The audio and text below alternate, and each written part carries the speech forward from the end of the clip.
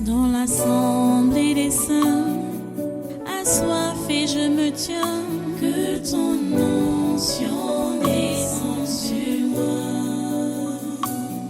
Conscient que mon destin est dans le creux de ta main, que ton onction descende sur moi. Je suis disposé, assoiffé, que ton onction descende sur moi. Je suis disposé, assoiffé,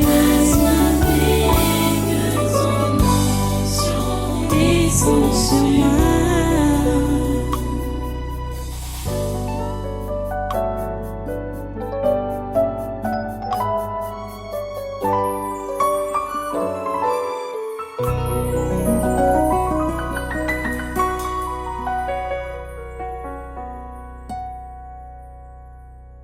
Alléluia, merci Jésus.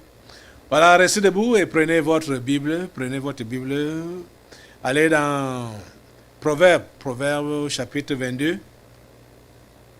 Proverbe chapitre 22, le verset 6, c'est notre verset de référence, c'est par là que nous commençons. Notre enseignement de ce jour, on continue sur le même thème, les préalables ou les préparatifs avant l'entrée en Canaan. Et le sous-thème, c'est, bien entendu, c'est sur la famille, le rôle des parents vis-à-vis des enfants. Le verset 6, le Proverbe 22 dit donc, « Instruis l'enfant selon la voie qu'il doit suivre, et quand il sera vieux, il ne s'en détournera pas. » Prions le Seigneur. Dieu Tout-Puissant, nous te remercions infiniment pour ta parole que tu nous donnes. Nous te remercions parce que tu veux que nous te soyons utiles et que nous soyons utiles à notre société. C'est pour cela que tu nous instruis dans tes voies. Donne à tes enfants que voici de l'intelligence et la sagesse nécessaires pour assimiler, Seigneur, ce que tu nous enseignes. Appliquer cela et permettre que nous soyons réellement tes représentants, tes ambassadeurs sur cette terre. Oh Dieu, nous comptons sur toi pour aujourd'hui encore. Nous savons que dans ta préscience, tu avais déjà tout fait concernant le culte de ce jour.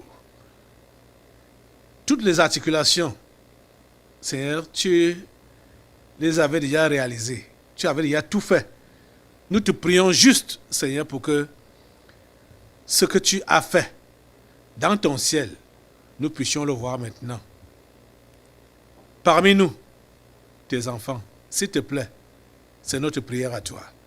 Que ta volonté soit faite sur la terre comme au ciel. Que ta volonté soit faite dans nos vies comme au ciel. Ce que tu as écrit depuis longtemps, en ce jour-ci, pour chacun de nous, s'il te plaît, Seigneur, réalise cela. Et nous prions pour que tout ce que l'ennemi a planifié pour vouloir détruire ou pervertir tes programmations, que cela soit anéanti. Au nom de Jésus. Merci Seigneur de nous écouter et de nous exaucer. Au nom de Jésus, nous avons prié. Amen. Amen. Voilà, prenez place dans sa sainte présence et soyez tous les bienvenus. Une fois de plus, à ce congrès du surnaturel de ce dimanche 22 janvier 2023. Instruis l'enfant selon la voie qu'il doit suivre. Quand il sera vieux, il ne s'en détournera pas.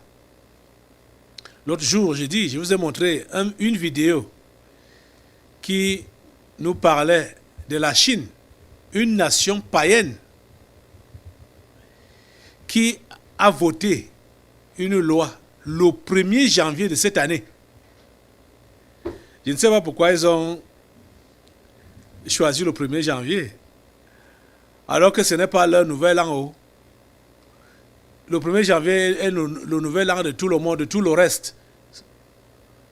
Sauf chez eux. Chez eux, ça doit être entre le 20 et le 21, comme ça, qui est le jour de l'an. Mais c'est le 1er janvier qu'ils ont choisi voter la loi qui punit les parents dont les enfants sont délinquants.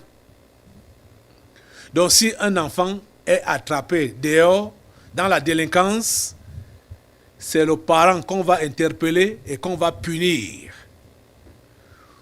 Pour nous montrer que franchement, ce que Dieu avait dit à son peuple et ce que Dieu dit à son peuple aujourd'hui est très sérieux.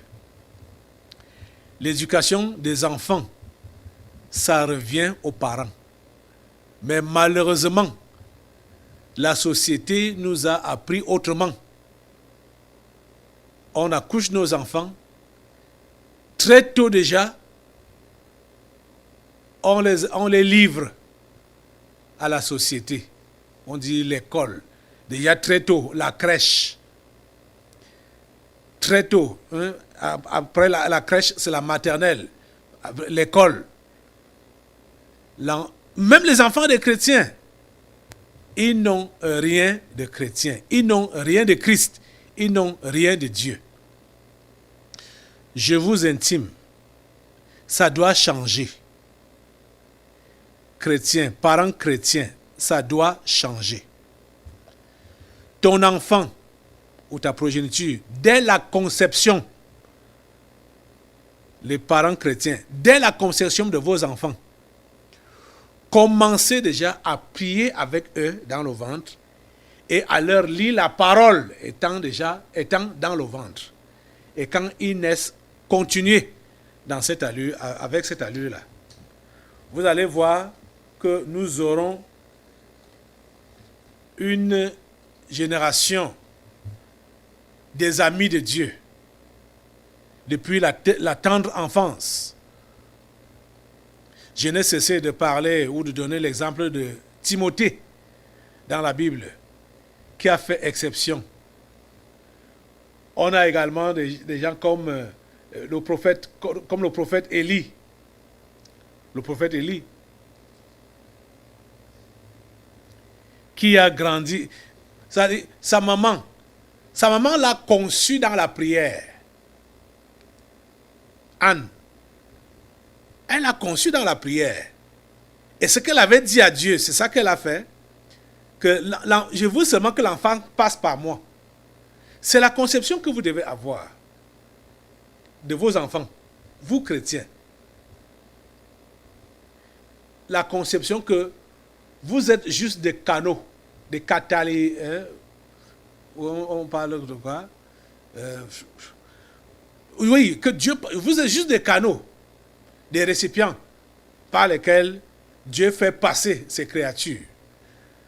Ce n'est pas vous qui êtes leur propriétaire. Ce n'est pas vous.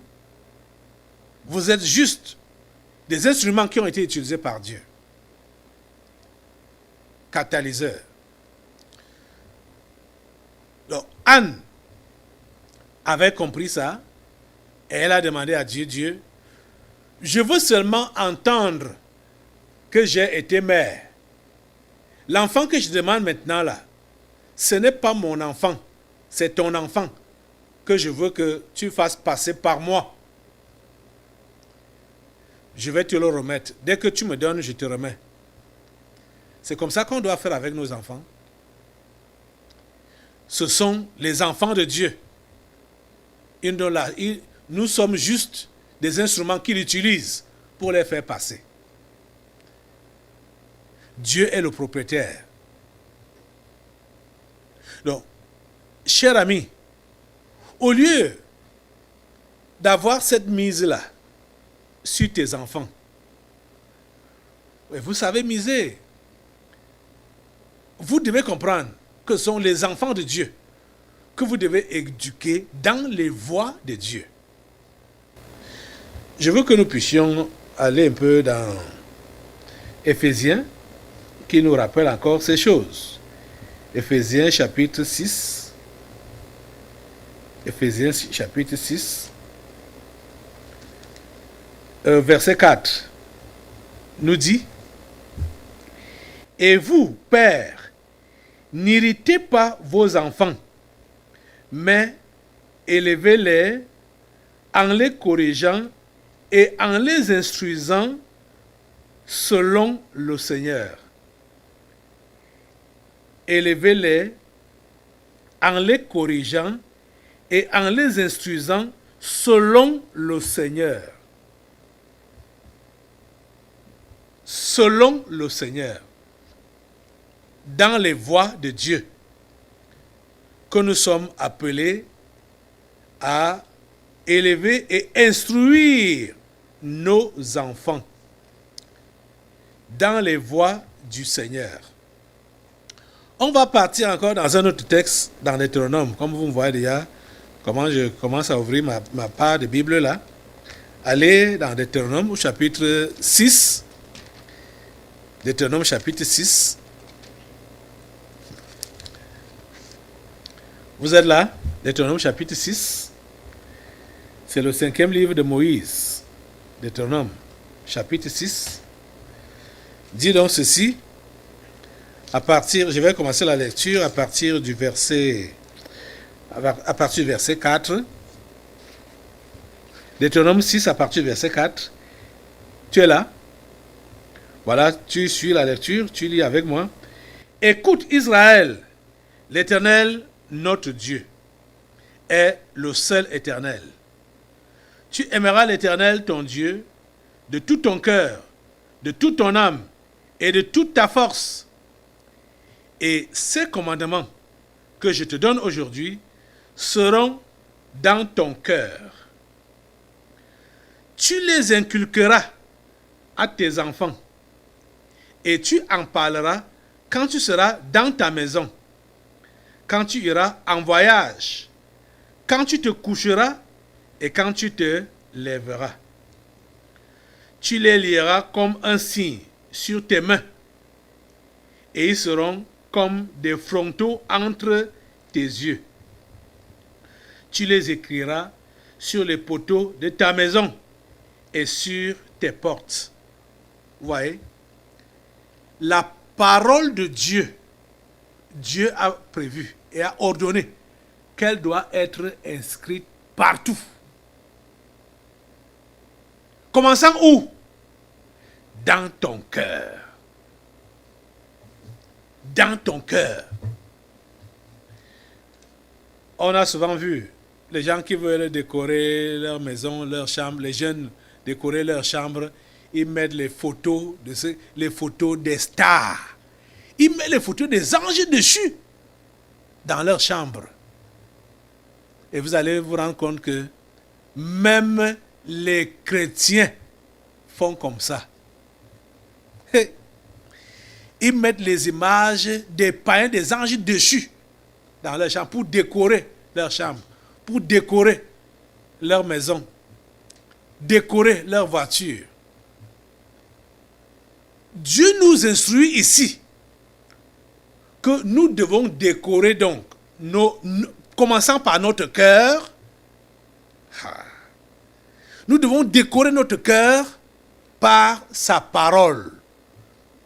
Nous devons décorer notre habitation par sa parole. Nous devons décorer nos enfants par sa parole. Vous savez, il y a beaucoup, certains de ces parents qui savent bien habiller leurs enfants. Oh, les habits que tu veux voir, les chaussures que tu veux voir, tout est ok, tout est propre. Ils sont à la mode.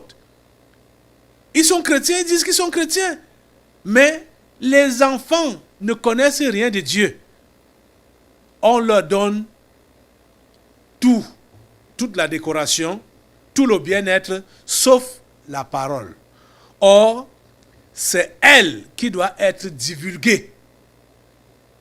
La parole de Dieu doit être divulguée. Je comprends pourquoi Paul a dit que la parole de Dieu habite parmi vous abondamment. Je pense qu'il faisait référence à ce Deutéronome 6. Dieu veut que ses commandements, sa parole, nous abondent, nous inondent. Et l'adage populaire a dit que on ne peut donner que ce que l'on a. Regarde encore le texte qu'on vient de lire. Deutéronome 6. Deutéronome 6. Verset 6. Dit. Et ces commandements que je te donne aujourd'hui seront dans ton cœur. Ils seront où? Dans ton cœur. On ne peut donner que ce que l'on a. Vous comprenez donc pourquoi plusieurs parents chrétiens sont irresponsables.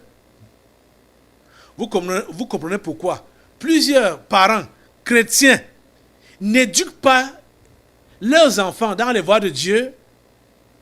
La raison est toute simple. Ici, au verset 6 de Deutéronome 6, la parole de Dieu, ou les commandements de Dieu ne sont pas inscrits dans leur propre cœur. Donc, comme ils prennent à la légère les choses de Dieu, comme ils prennent à la légère la parole de Dieu, même s'ils parlent de bouche à leurs enfants, pour ceux qui peuvent même le faire, ça ne vient pas du cœur. Et comme ça ne vient pas du cœur, ça n'a aucun impact. Va à l'église. Viens à l'église. Je ne t'ai pas vu à l'église. Machin.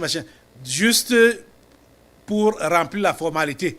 Alors que lui-même, parent, père ou mère, son cœur est loin de Dieu. Son cœur ne garde même pas les commandements de Dieu, ne garde pas la parole de Dieu. Et certains, sachant qu'eux-mêmes ne gardent pas ce que Dieu leur demande, ils vont dire, déjà par leur attitude, ils vont juste, comme, ils se sentent comme condamnés. Ils voient même que les enfants ne sont pas bien comportés, ils veulent même reprendre, mais il a dû retenir. Pourquoi? Parce qu'il voit que lui-même, il n'applique pas la parole de Dieu. Il a donc de la peine à reprendre l'enfant quand l'enfant a fait ce qui est mauvais. Il a de la peine à reprendre l'enfant. Il a de la peine à corriger l'enfant selon le Seigneur. Parce qu'il va lui dire quoi? Surtout, comme si l'enfant est en train d'observer ses mauvais comportements. C'est-à-dire les mauvais comportements du parent. L'enfant sait, ou voit, observe.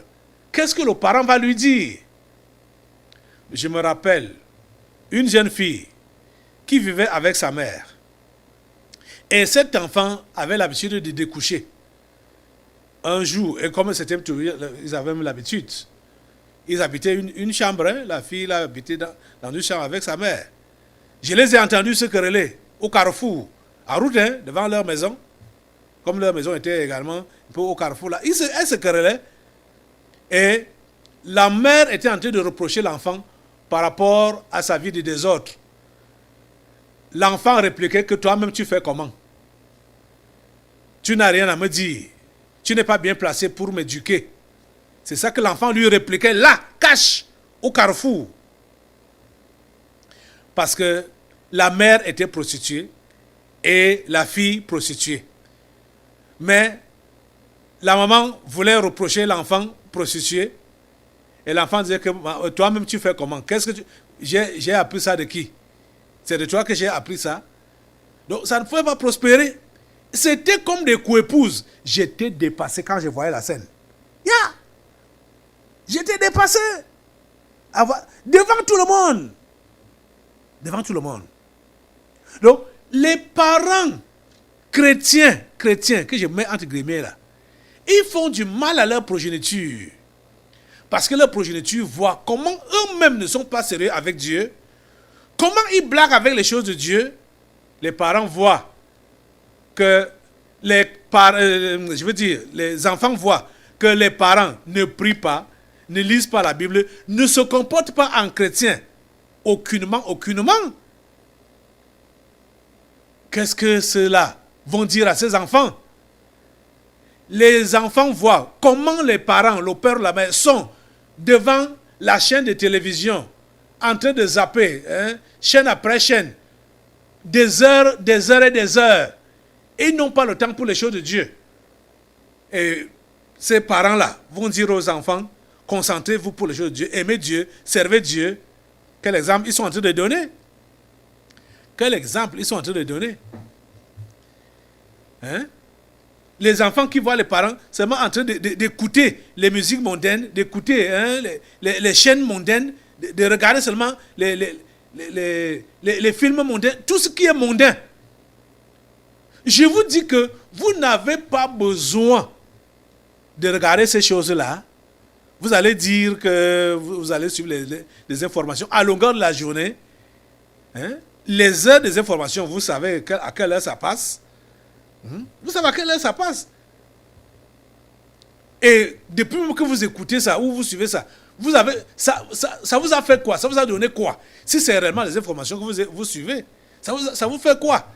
Écoutez, il n'y a pas une église ici, je vais seulement dire ici, à Yaoundé ou au Cameroun, où tout ce qui est comme information, tout ce qui est comme actualité n'est pas relayé ou parlé comme au Tabernacle de la Liberté.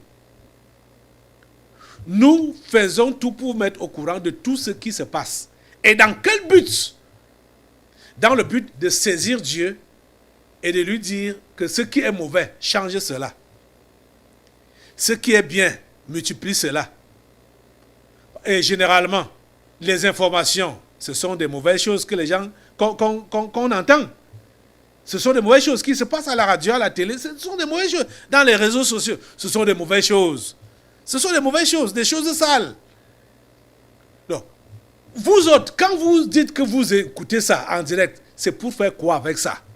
C'est pour faire quoi avec? Quand vous pouvez avoir l'occasion ici, qu'on vous relaie les mêmes informations, en vous donnant une bonne orientation. Comment donc faire pour traiter ça? Parce que nous suivons tout, mais on donne une bonne orientation pour que ce qui est mauvais soit arrangé par Dieu. Dans la prière, vous voyez, mais vous perdez votre temps. Le temps que vous pouviez passer à prier, le temps que vous pouvez passer à étudier la Bible ou à instruire vos enfants, vous passez ce temps-là à écouter des histoires à la radio, vous passez ce temps-là à regarder des histoires à la télé, chaîne après chaîne, zapper, ou bien même sur votre téléphone Android, vous regardez. Hein? Vous voyez? Vous perdez le temps. Qu'est-ce que vous pouvez donner donc à vos enfants avec ce genre de comportement-là en tant que chrétien? Et quand vous allez même parler en tant que chrétien, entre guillemets là, à vos enfants, pour dire que vous les instruisez dans les voies de Dieu, ça va donner quoi? Ça ne va rien donner. Pourquoi? Parce que les commandements de Dieu, sa parole n'est pas inscrite dans votre cœur. C'est pour cela que ça ne peut pas avoir d'effet dans la vie de vos enfants. Dieu a dit que ça doit commencer dans ton cœur, dans le cœur des parents. Et ces commandements que je te donne aujourd'hui seront dans ton cœur. Ils seront dans ton cœur. Et c'est alors que verset 7, tu les inculqueras. Tu les inculqueras à tes enfants. Et tu en parleras quand tu seras dans ta maison. Dans ta maison. Et quand tu iras en voyage. Et quand tu te coucheras. Et quand tu te lèveras. J'ai suivi certains parents qui parlaient de la prière avec leurs enfants au coucher seulement.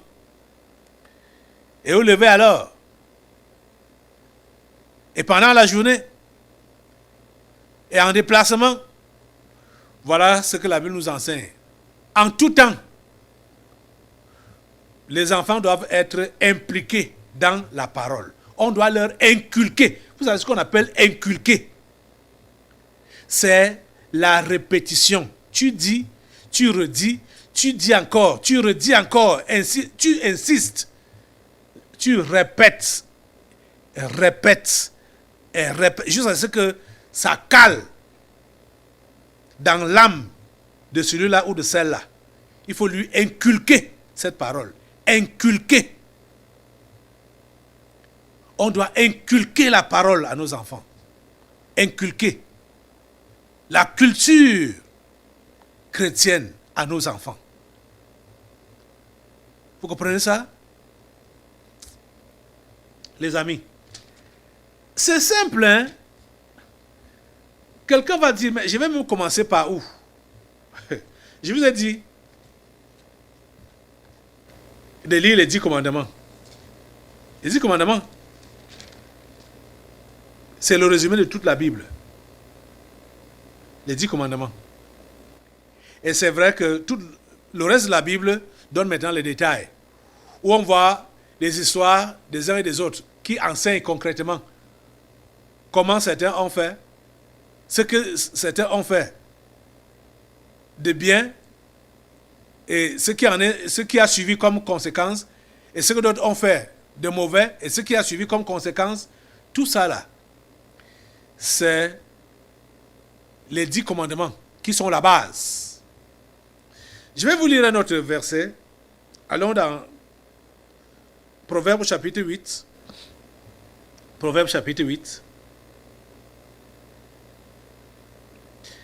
Proverbe chapitre 8. Qu'est-ce que la Bible nous dit? La Bible a dit dans les Proverbes au chapitre 1. Proverbe chapitre 1, verset 7. Que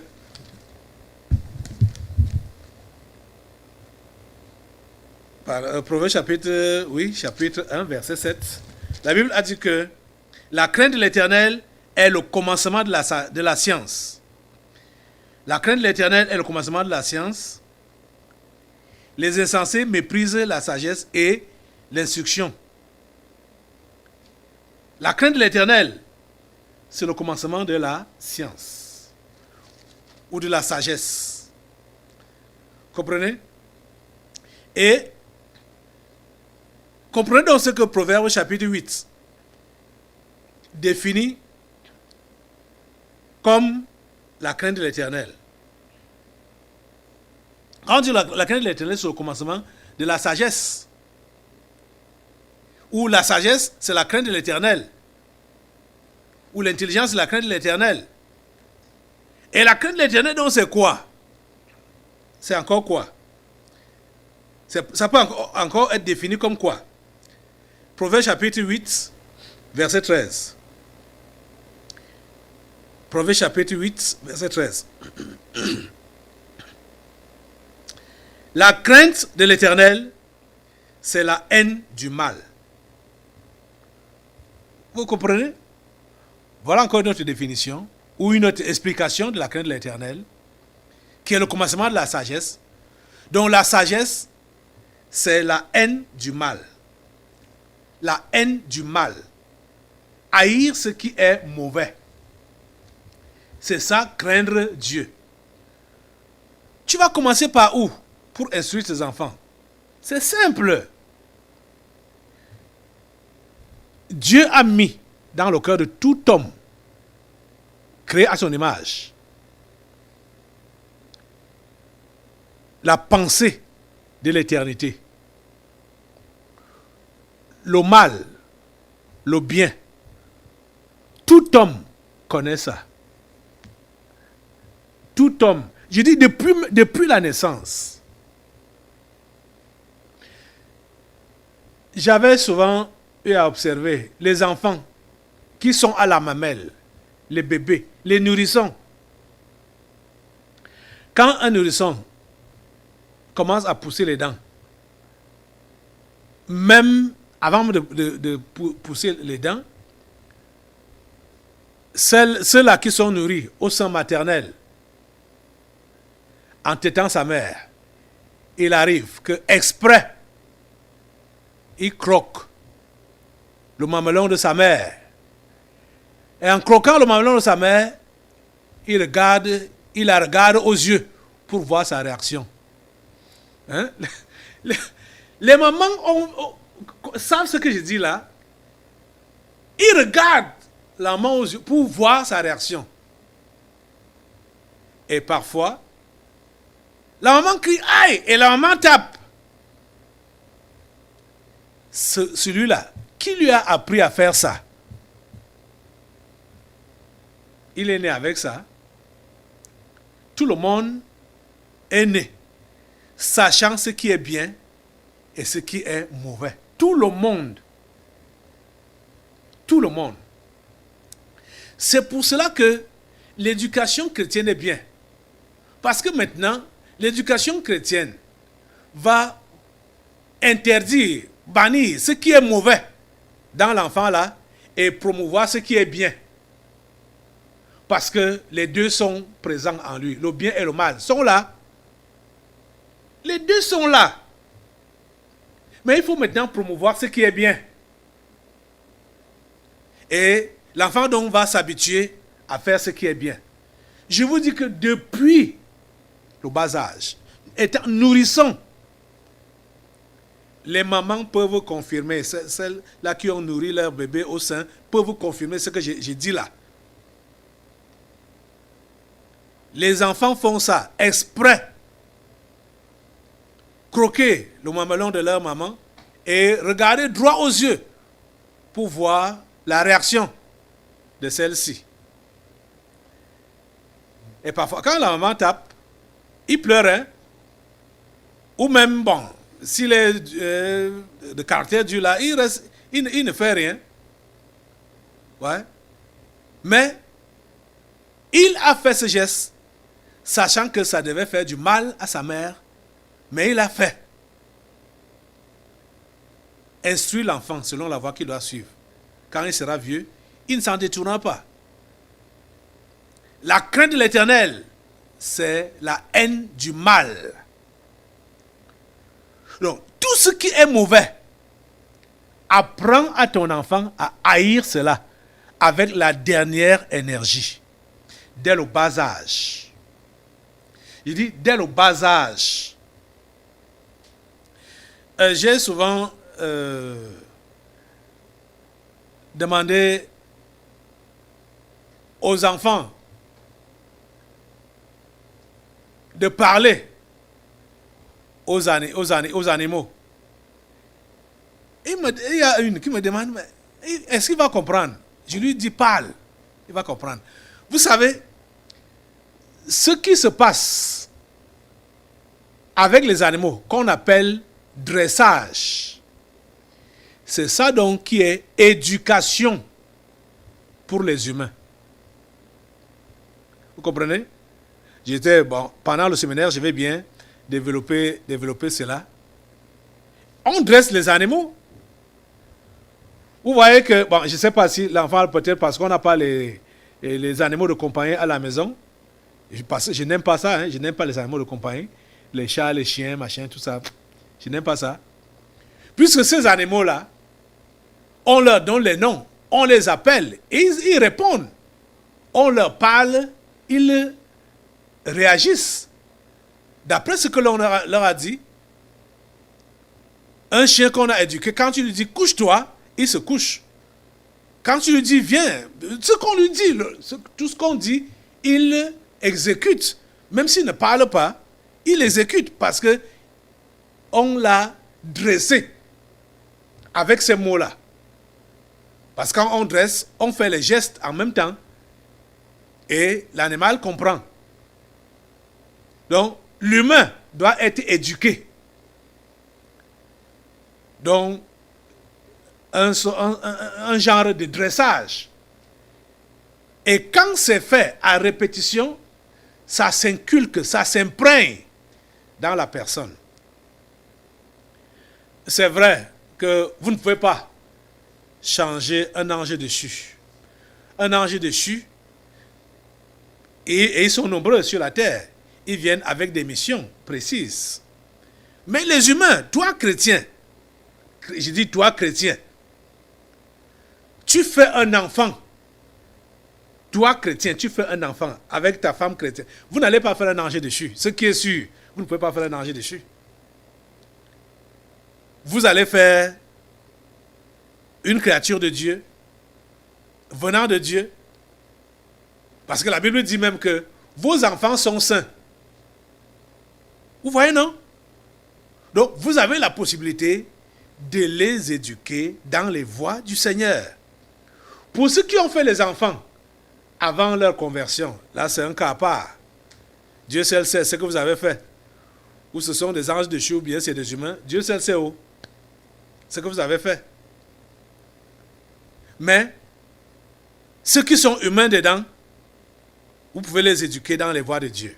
Et vous avez le devoir de les éduquer dans les voies de Dieu. Vous comprenez? Dès leur tendre enfance. La crainte de l'Éternel, c'est la haine du mal. Enseignez aux enfants de haïr le mal et d'aimer le bien. Tout le monde sait ce qu'on appelle bien, tout le monde sait ce qu'on appelle mal. Encouragez-les à faire ce qui est bien. Découragez-les, déconseillez-les de faire du mal. Déconseillez cela. Vous avez des enfants à la maison. Vous entendez les cris. Il y a toujours des cris. Et vous allez souvent remarquer que c'est certains qui crient. Peut-être les tout petits. Ne commencez pas à crier seulement parce que vous avez entendu les cris. Il faut demander ce qui se passe. Et quand on vous a dit ce qui s'est passé, vous pouvez demander ce qui se passe. Même comme parfois vous pouvez être au courant de ce qui s'est passé, mais essayez de connaître les raisons de pourquoi le bruit. Là, déjà, ça va vous permettre de connaître vos enfants, de connaître ça avec qui vous traitez, leur caractère, leur nature. Parce que vous pouvez être avisé sur certaines choses, mais quand vous demandez que c'est quoi, ils vont commencer à mentir. Ils vont commencer à jongler, ils vont commencer à ne pas dire la vérité, à ne pas être... Vous voyez un peu. Là, dès que vous avez reçu le rapport, en tant que parent chrétien, commencez donc à leur parler. Quand on dit, selon le Seigneur, dites-leur ce que Dieu n'aime pas. Et dites-leur ce que Dieu aime. Par rapport à leur vie d'ensemble. Les grands frères, les petits frères. Vous comprenez? Et évitez de toutes les manières de prononcer des paroles de malédiction, des paroles mal placées. Et évitez de condamner l'un ou l'autre avant d'avoir décerné toute la vérité.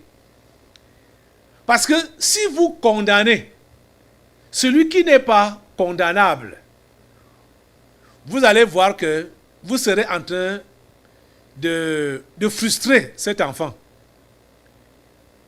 Il n'aura plus confiance en vous et il verra que vous aimez plus les autres et vous le détestez. Parce que vous le grondez ou vous le frappez alors qu'il n'a rien fait ou qu'il a fait moins que l'autre. C'est-à-dire qu'il est reprochable moins que l'autre. Donc, faites tout pour connaître la vérité avant de donner la correction, s'il faut donner la correction. Et tenez-vous tranquille. Ne vous précipitez pas à donner des corrections avant d'avoir donné des leçons. Vous comprenez bien ce que je dis là?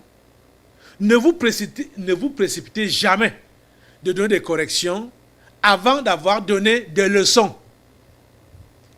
Les corrections peuvent être grondées seulement, grondées, menacées. Ne faites pas ça avant d'avoir donné des leçons. Donnez d'abord des leçons et donnez ces leçons plusieurs fois avant de donner la correction, si c'est nécessaire. Vous comprenez ça? Agissez vraiment en parent chrétien. C'est pourquoi il faut que la parole de Dieu reste d'abord dans votre cœur. Il faut que la parole de Dieu reste d'abord dans votre cœur. Il faut que la parole de Dieu soit d'abord dans votre cœur. La Bible a insisté là-dessus. Dieu a insisté là-dessus. Et ces commandements que je te donne aujourd'hui seront dans ton cœur d'abord. Dans ton cœur à toi d'abord.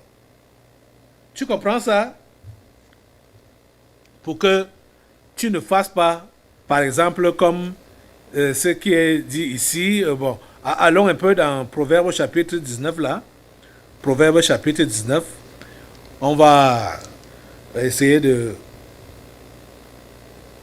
conclure là, Proverbe 19. Proverbe 19, verset... Non, on va d'abord aller 19 ou 29. Attends. Proverbe...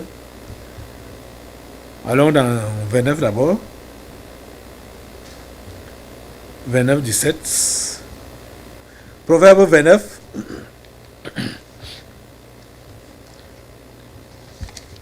Proverbe 29, verset...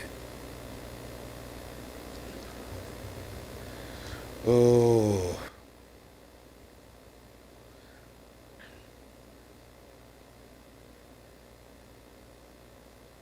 Voilà, c'est 19. Je voulais d'abord lire 19. J'étais là. Proverbe 19, verset 18. Tu es là? Proverbe 19, verset 18 dit: châtie ton fils, car il y a encore de l'espérance, mais ne désire point le faire mourir. Tu comprends ça? C'est très important. Châtie ton fils, car il y a encore de l'espérance, mais ne désire point le faire mourir. On m'a fait le rapport d'un parent qui a châtié ses enfants, son fils et sa fille. Le châtiment était tellement prolongé, le fouet c'était tellement prolongé que une autre maman est intervenue pour lui dire arrête. Et quand il a arrêté, il était fâché. Parce que l'autre est venu lui dire arrête comme ça. Vous voyez? La Bible dit ne désire point le faire mourir. La Bible nous dit que la parole de Dieu doit être dans notre cœur. Le châtiment qu'on donne aux enfants, ce n'est pas pour les tuer. C'est pour les redresser. Ce n'est pas pour leur faire du mal. Tu ne dois pas punir un enfant jusqu'à lui causer des dommages corporels. Non, ça n'a pas de sens. Vous comprenez ça? Là, ce n'est plus chrétien là-bas. C'est pourquoi la Bible a dit que la parole de Dieu là doit d'abord être dans ton cœur d'abord là, dans ton cœur. Vous voyez donc que les parents charnels, quand ils vont donner même une correction à leurs enfants, ce sera une correction charnelle. Ça ne va rien donner de positif. Ça ne peut rien donner de positif. Vous comprenez? On ne peut donner que ce que l'on a. Donc, tu ne désires pas tuer ton enfant. Tu ne désires pas faire du mal à ton enfant. Tu veux le corriger. Tu veux le rectifier. Tu veux qu'il soit un ami de Dieu. Donc, il faut utiliser les méthodes de Dieu. Les méthodes de Dieu, ce n'est pas donc le sévice. Les méthodes de Dieu, c'est la correction. Vous comprenez? Donc, ne soyez pas prêts à corriger. Ne soyez pas prompt à corriger. Donnez d'abord des leçons. Multipliez les leçons. Multipliez les conseils avant d'arriver à la correction. Promettez la correction en donnant des leçons d'abord. Parents, vous comprenez? Je vous dis que tout ce qui est mauvais, tout le monde sait ce qui est mauvais. Et tout le monde sait ce qui est mal. Tout le monde, à partir des bébés, des nourrissons, jusqu'aux vieillards. Tout le monde sait. Donc, instruire les gens dans les voies de Dieu, ce n'est pas difficile. Parce que déjà même, quand un acte est posé, il faut avoir déjà son propre jugement. Bon, l'acte qui a été posé là, c'est comment? C'est comment? Juge, toi-même, qualifie. Est-ce que Dieu aime ça? Est-ce que Dieu a demandé de faire ça? Voyez? Ça va aller. Ça va aller. Parce que la Bible dit, c'est là qu'on va donc conclure aujourd'hui. Oui. C'est ça, on a lu ça. On a lu ça. Qui dit...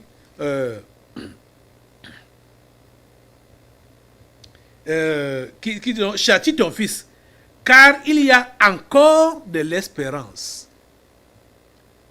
Châtie ton fils, car il y a encore de l'espérance.